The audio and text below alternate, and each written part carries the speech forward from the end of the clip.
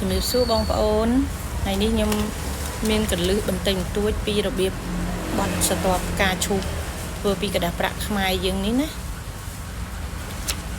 ទីមួយគឺយើងលាក្រដាសបែបនេះដើម្បីឲ្យព្រះអង្គនៅចំកណ្ដាលគឺយើងបត់ជារាងត្រីកោណណាបងប្អូន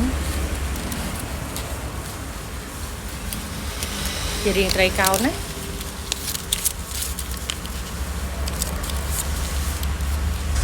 យើងឲ្យស្រួចបែបនេះណាឲ្យលេខ0ហើយនឹងឈរពាន់ហើយស្រួចនេះចំបែបនេះណាចំតម្រង់បែបនេះហើយសូមបងប្អូនកុំច្បូតពីលើចុះក្រោមណាសូមច្បូតតែពាក់កណ្ដាលបានហើយកុំច្បាច់ខាងលើណាច្បូតតែពាក់កណ្ដាលដោយដៃច្អល់ខ្ញុំកាន់អញ្ចឹងណាច្បូតអញ្ចឹងកាន់តែប៉ុណ្្នឹងណា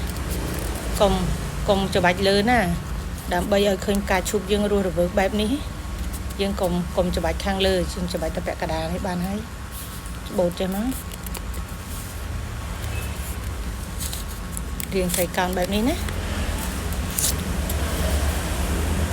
តោះមកយើងបត់ជើងក្រោមមកញុកចូលដើម្បីឲ្យឃើញជារាងត្រីកោណបែបនេះណាតែសូមមេត្តាកុំច្បាច់ខាងលើ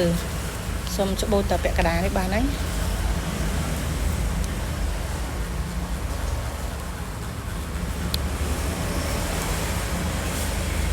បងប្អូនបានឃើញជួយ share ផងណាជួយ share វីដេអូឲ្យបងប្អូនដែលចង់ដឹងកលឹះបត់ហ្នឹងឲ្យគាត់បានឃើញទាំងអស់គ្នាណាសូមអរគុណទុកពីមុនជម្រាបលា